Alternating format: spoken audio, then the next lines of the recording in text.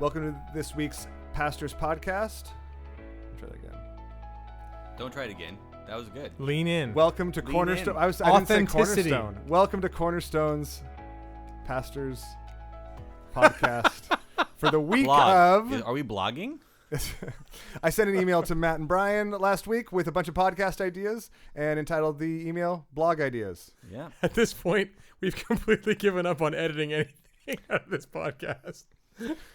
This is Welcome. raw. This is raw. Today, this is why. Like raw honey, it's better. So we are actually we're recording and releasing this kind of in the same day, which is usually we do a little bit more ahead of time, but we're in the moment right now. And one of the things that has come up today is just kind of the announcement in LA that staying at home, that our current situation is projected to last a significant amount longer. That we were, I think, maybe hoping for some type of transition, some significant transition in May, and that is not going to happen, which actually I think brings up an interesting and just an important topic that people have suggested we talk about, that we've been wanting to talk about, and that's how we, in the midst of a difficult scenario like this, think about and pursue mental health.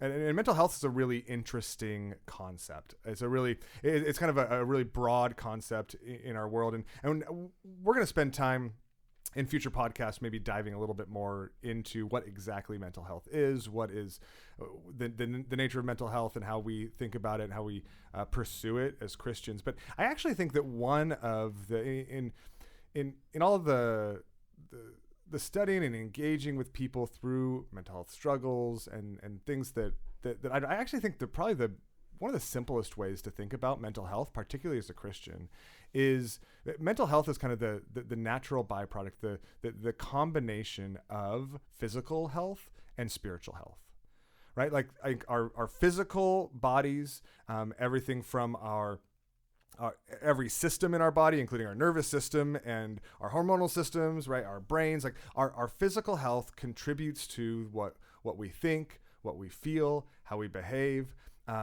and our spiritual life, right? We could call our spiritual health, right? Our spiritual Christ-likeness and growth in Christ-likeness also contributes in really significant ways to what we feel, to what we think, to how we live, to the choices we make. And so I think that the combination of physical health and spiritual health is actually what our culture generally refers to as mental health. And so in that, and again, we can talk more about that like kind of philosophically at another time, but I think just very practically, what might be really helpful in this moment, in the midst of this, we're in a situation where our physical health and our spiritual health are, it is increasingly difficult to stay healthy, if that makes sense. I think in some ways that's obvious physically. I think in a lot of ways that's obvious spiritually. And so I think it begs the question, how can we pursue mental health, maybe even through the avenues of pursuing physical and spiritual health in a time like this? What does that look like in this time so that we're not simply overcome by the struggles and the temptations and even the suffering we experience that we describe kind of in this world as mental health. And so why don't we start with just appreciating kind of the dynamics and the pressure of the moment. I mean, Brian, how do you guys see the current moment that we're in and the current season, just this, everybody talks about an unprecedented season. Like I'm longing for a precedented season. Like, give me a precedented season back. But this unprecedented season in life, how does that affect people's physical health and spiritual health? And how does that make things in maybe both of those categories and therefore kind of their mental health more difficult? Matt looked at Brian. Brian looked at Matt. Matt nodded. It's Brian's turn. You guys can't see this right now, but Brian's in great physical health.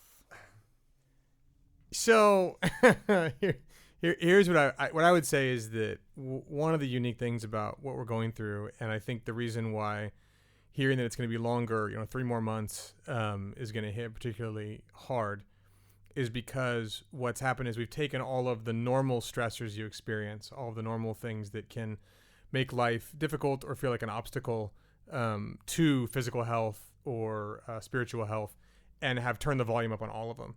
So it's sort of like, if you're hanging out, in the boat in the marina, everything's fine. You're on the boat. You're trying to stay afloat. It's when the water rises up over the top of the marina that all of a sudden all of your problems just expanded. Like there's not one new problem. It's all the other problems that have just gone higher. And so that's kind of where I'm seeing it happen for myself and for other people. You lose the structure. We've talked about a lot of this. You lose structure, and so physically you might be sleeping less, you might be sleeping more, you're probably sleeping weirder. Like it's less good sleep than you're getting before. Your routines are offset, which means your eating's probably off in certain ways. A lot of us, I think, are still trying to recover some sense of structure and normalcy, as we've done what hopefully we've suggested on the podcast. I think Scott originated it, was like temporary rhythms, like just try and find something that can work, and we're still trying to make those temporary ones a little more permanent, because they are starting to work, hopefully, but we're still experimenting. And so that's on the physical side. You might not be getting as much exercise. Like my gym is closed, so that's that makes it hard. And then the spiritual side, it's the same stuff, but from the spiritual angle, where, different things that maybe have frustrated you before are driving you to outright anger now. Things that were making you just not having the best day before are pushing you into like depression, and like just you're genuinely struggling.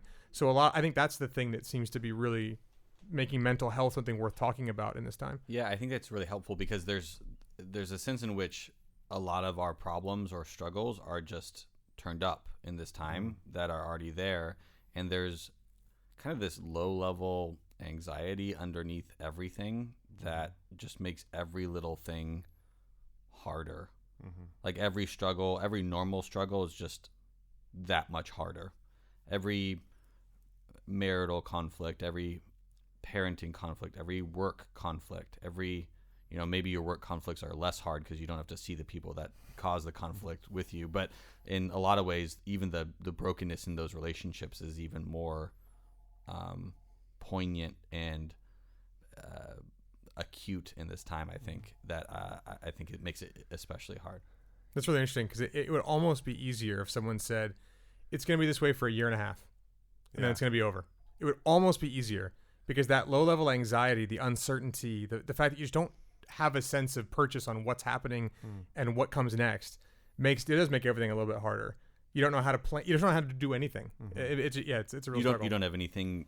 It's hard to look forward to something. One of the things that Nicole and I were talking about last night is in the process of normal rhythms of life, there's like things you look forward to. Oh, there's, a birthday party with a friend, or there's this thing, or there's this thing.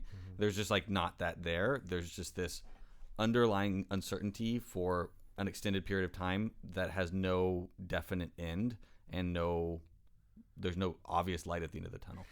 And so I think that as a result of that, we ought to expect,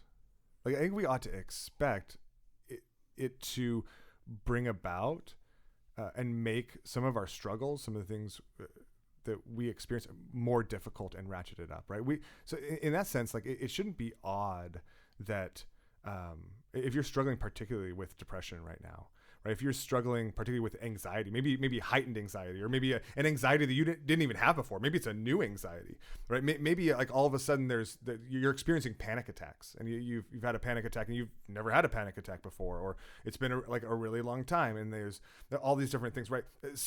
Burnout, or even like obsessions, right? Like obsessive thoughts that just keep that overtake your mind, whether it has to do with washing or cleaning something, right? Or not. I mean, these are all things that and these are struggles that I think we ought to expect in the midst of this. Now expecting them doesn't make it easier, right? Expecting doesn't make it like, oh, okay, that's the solution. I should just expect it. Like it's normal. Like it doesn't, that's not the solution. That's not where we go from there. But it hopefully it does offer at least a little bit of comfort in the reality that, okay, wait, these are manifestations of our combined embodied soul, or struggles of our combined embodied souls that we're going to experience that impact us and shape us spiritually, that impact and shape us physically, and that our physical bodies and how they're working, how they're responding to the way we're eating, even how they're responding to the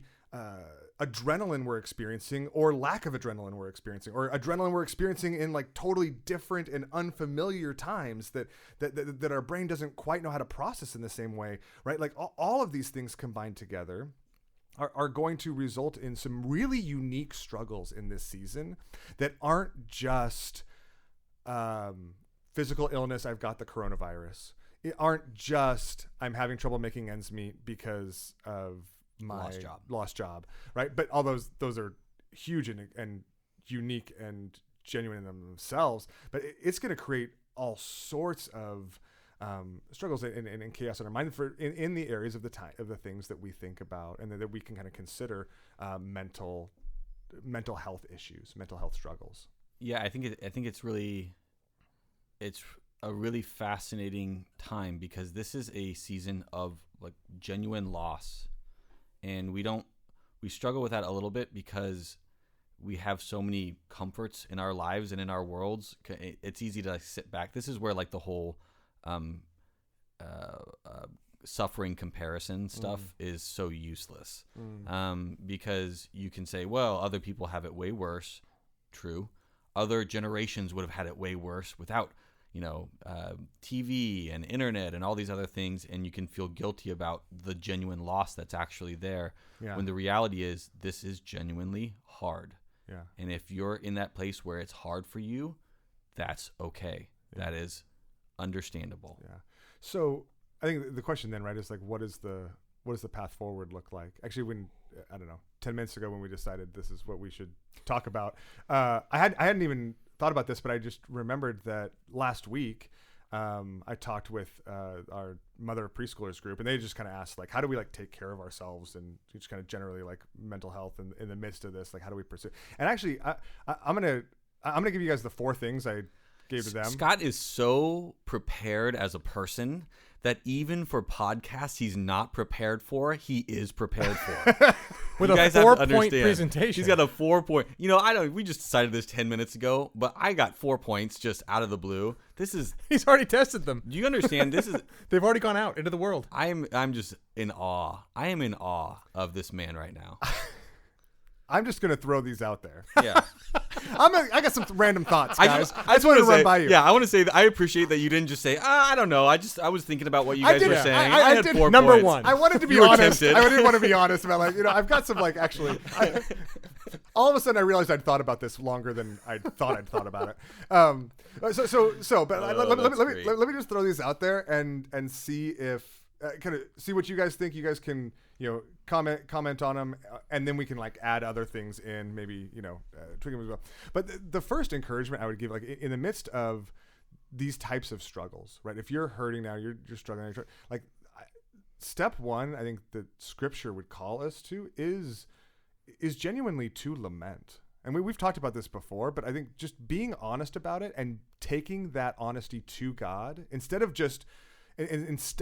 taking that honest complaint and struggle only to your friends, only to social media, only to like taking that pain and that struggle to God and expressing it to God, I think is kind of it can be a powerful tool in how God helps to both redeem and renew our minds in the midst of those struggles. What was your phrase about lament in the sermon from Isaiah? It was lamenting it it's a complaint made to God rather than a complaint made about God. Yeah, exactly. Right. Like we oftentimes see the problems that and we're afraid to make complaints about God, but that's the grumbling and complaining that we read in First Peter, Philippians 4. Which it's a P4. That's the. Whoa. there's a lot of grumbling in the Old Philemon, Testament. I don't know. P4. Everyone just look that up. P4. Just Google that. Look P4. at all of the P's and the 4's. Right. Do all things without grumbling and complaining. Right. That's Oh Philippians. yeah, Philippians.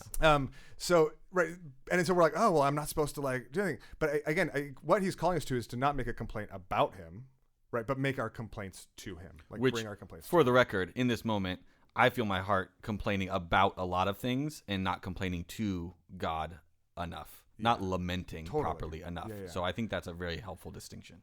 And I think it's a huge piece of a huge step that I think we can take, even just like as a first step, and even as a second step from that, if we're gonna manage, even in the midst of our physical health and our spiritual health, if we're gonna manage as a combination of that, our mental health, then we need to manage our mental input.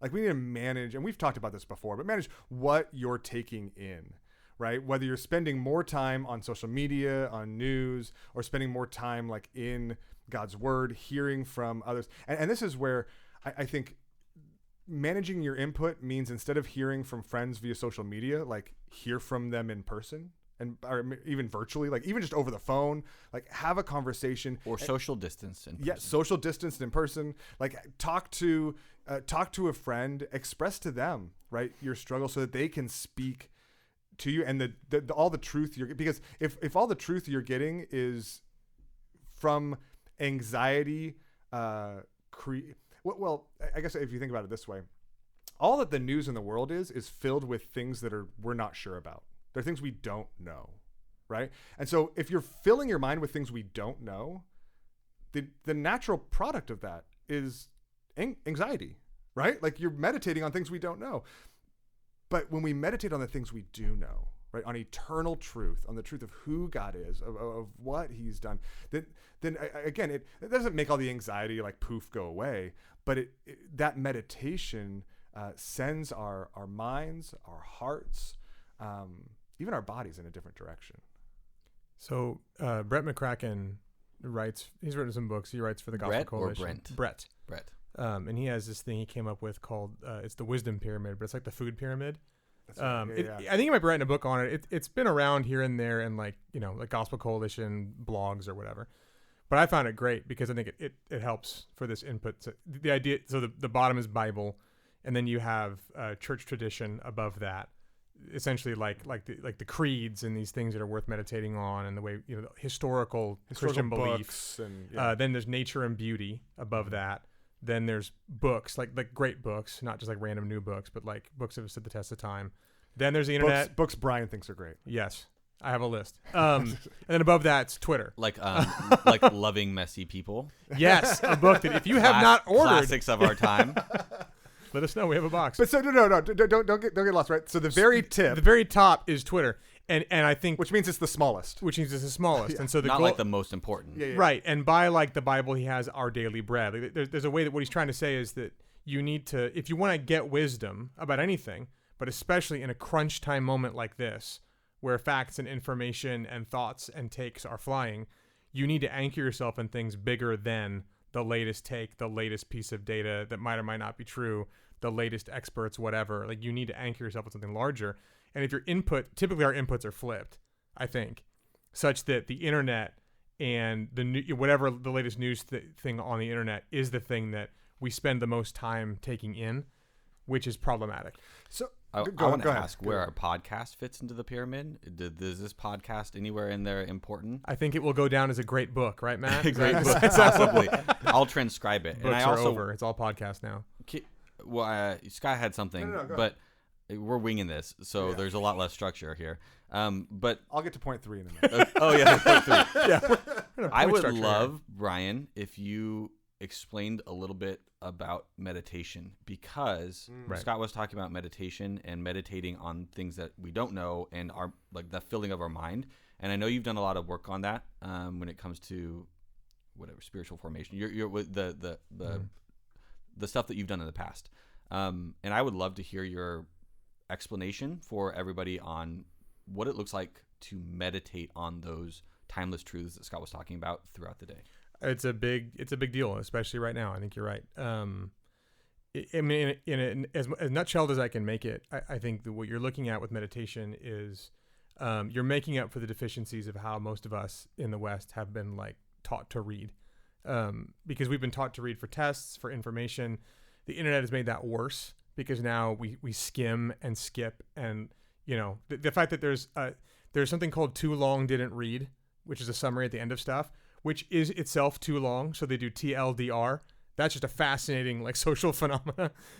It's worth looking at. Yeah. But the idea is that when we read our Bibles, we typically read it the way we've been taught to read everything else. So we go quickly, we skim. If it doesn't feel immediately resonant, we feel like we're kind of bored with it or distant from it. And it feels like it's not doing anything for us.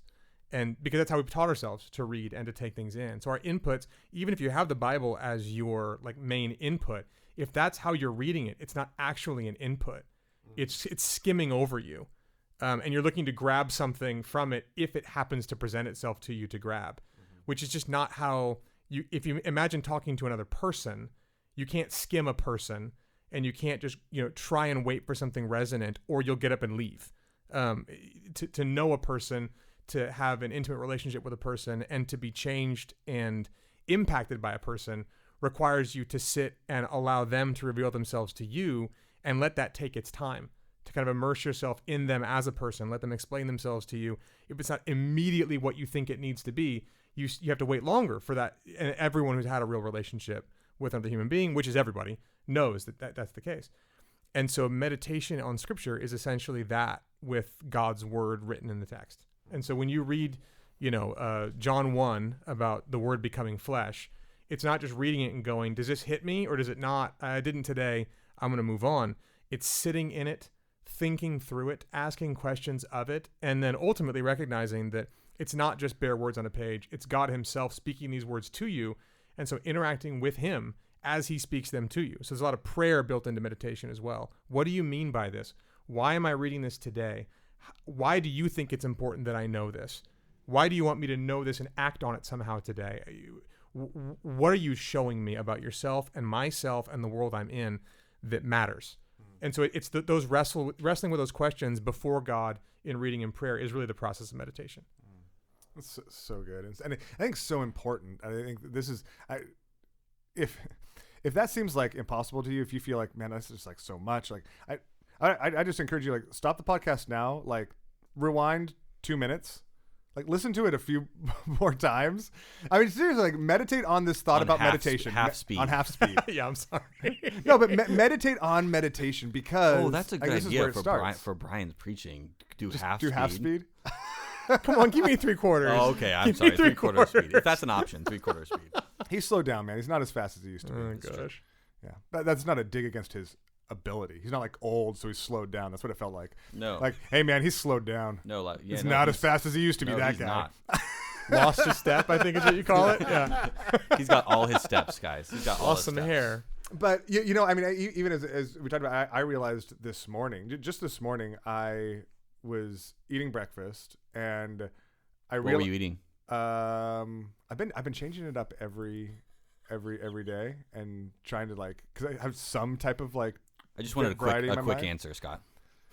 Honey Bunches of Oats this morning. Ooh. With or without almonds? They're at Costco with almonds. I love Honey Bunches of Oats. I do too. But this is my thing. I love them so much. But if I care about my physical health at all, like I can't eat them like every single day. Gotta like mix it up a little oats, bit. Though.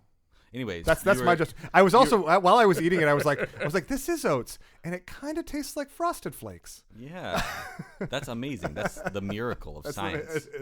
But so I was sitting there, and I actually realized that I had developed a new morning routine, and it was completely like consumed by Twitter and LA Times. Like I was like, you know what? I don't want to be like on, reading all the news all day. And so I'm just going to spend some time in the morning. And I realized it because I looked up from like the LA Times app on my phone, and Laura's been working hard to get all of our kids into like some type of like helpful routines. And so I look up and like everybody's sitting around the kitchen table, like with Bibles open. And I've like been meditating on the LA Times for, the last 15 minutes. And I was like, oh. And it realized like why I, so that explained why I felt the way I felt. Yeah. That's so. There's a book that came out, I want to say a year ago, called The Common Rule. I want to say Justin Whitley. I'm trying to look at it right now, but I'm not getting it. Justin or Jason? I don't know. I think that's why I was looking it up. It is it's Justin Whitmore Early. It's close. So I took his last names and put them together. But it's essentially one of the things he talks about. It's a phenomenal book, and if you can get it, I honestly think you should. It would be great for right now. I'm curious if he's written anything on life in the pandemic. But he also has a video on YouTube that's only 1 minute and 56 seconds. You could just watch that. Just do that. Yeah, because that's pretty much the same. Away. It's pretty much the same. But his point is, in the old days of like, think the kind of the Middle Ages and after, rules were things that Christians subscribed to. Not a rule as in like a law, but it was a schedule. It was a kind of liturgical personal schedule. So the rule of St. Benedict, some of them were from monasteries or things like that. And what he looked back on as, I'm not sure what he was out in the, maybe he was in the finance world, but he was a Christian, and he realized my life has no rule to it, and it's bleeding everywhere. And I feel like frankly, I think he wouldn't use the phrase, but mental health is what he's talking about. Like, I had none. Physically, spiritually, it just wasn't there because I've got a family, I've got all these things, and I'm just bleeding out everywhere because there's no rule to my life. So nothing's constraining me to push me in these directions. I'm finding myself waking up in the morning and looking at email and meditating on the LA Times. And that's just because I found myself there. And what he has these four main things he talks about, but one of them is, it's very simple rules. One of them is Bible before phone. That's one of his main rules. So in the morning, Bible before phone. And it's little things like that I think make your idea of inputs so important. If you think about just that alone, you realize what that would do to renovate the way you're approaching a lot of your day if you simply picked up your Bible before your phone every morning. And he's got other things like that. It's a fascinating book and helpful for our times, but it speaks to what you're going for, Scott, which is these inputs are massively important, and you can't just throw them anywhere. You can't just say, oh, well, I opened my Bible. No, that's not quite right. We're looking for the input we need to give us the wisdom we need to stay cohesive and to have integrity as people as we walk through this. Yeah, and I think that in the midst of everything going on right now, like our routines have been upended. I think there's there's a temptation to just like give up, right? And be like, you know what, I can't manage it. I'm just going to kind of survive day to day. But I think what we're saying is like, if you care about your mental health, like if you care about your spiritual and physical health, like that does require some willingness to strive and to fight, even in the midst of this, to manage your mental inputs, to manage what's coming in. And I think that in addition to that, there's also like a managing of our physical inputs as well, managing of our physical health. I think as we think about this as a more ongoing season and less as just kind of like a crazy month, we have to be cognizant of both our eating, our exercise, even if that's just like a walk around the block, right? Like just some type and like engaging with the input of doctors that were like, oh no, I don't want to go to the doctor because I don't want to go to the physical doctor because like that's where all the COVID lots of doctors have set up ways for you to get input, to have referrals with them over phone or over, but like engage with your medical doctors as well. Like if you're struggling in all sorts of different ways, your sleep, your whatever, like there's ways that we need to be cognizant and aware and strive to manage our physical health, because as embodied souls, we can't, like, what impacts our body does impact our soul. And it's going to be an important part of managing our inputs as well. Yes, there's a lot there. This maybe is controversial, and it's possible that we, lose some podcast listeners for this comment. But I think one thing that we haven't talked about that we probably should is alcohol. I was going to bring it up. Oh, okay. I think it's important. So, okay, to be clear, we're Baptist, but not that kind of Baptist. We, in general... Because everyone knows the various strains of Baptist. Well, not non-drinking Baptists. But there are lots of people in our church who also choose not to drink. Sure. And Totally. there's lots of people who are very careful with it. Well, all of us are careful with it, aim to be careful with it. But when it comes to alcohol, I have had some conversations with people in the church about what that looks like. And one of the things that I think is really important, well, one of the things I've done for myself in this context, always careful, but have very specifically chosen the days that are allowed to have a glass of wine or something like that, or a beer, and days that are not allowed to have a glass of wine or a beer. And that is like a simple structure for physical health that you can set up that I think is really important in a time that feels like, I guess you described it like giving up, giving up on our normal sort of rhythms or normal sort of guideposts that we give ourselves. That's one thing if it's like a week and it's a vacation or whatever it is, right? And which is also not ideal, but it's, part of what sometimes happens when it's 9 weeks and 10 weeks and 11 weeks and 18 weeks. That's very different. And the kind of impact on your health is going to be pretty significant. So I would love to hear your guys' thoughts on the alcohol side of things too. I mean, alcohol and food. And like, food, I mean, yes, of course. Alcohol, and food well, too. okay, so alcohol is a big deal because Treats, food, anything. yeah, I think that if you are someone who is comfortable drinking alcohol, you need to be also someone, especially right now, who is thinking about how you are drinking alcohol. This is not a time when this is the time you need to be thinking maybe more than normal, because if you are comfortable with it, you might be getting more comfortable with it now and less intentional with it. And that's a problem. And so just for those of you who are used to having alcohol and you're responsible with it, now is the time to take a moment and think through, has that changed? Am I increasing it? If so, why? How? You can't just let it happen, because it's never going to be good if you just let that sort of thing happen without having any kind of thought about it. Like, in other words, love yourself enough to think about how you're taking these things in, because if you don't, you're going to end up in a place that's probably not where you want to be. All the things going on in the world are going to push you into a place where you don't want to be. Yeah, I mean, love others enough, but the idea is that the appeal is to just sort of go, oh well, it's a crazy time. And this is going to bring me. This is kind of going to help me out.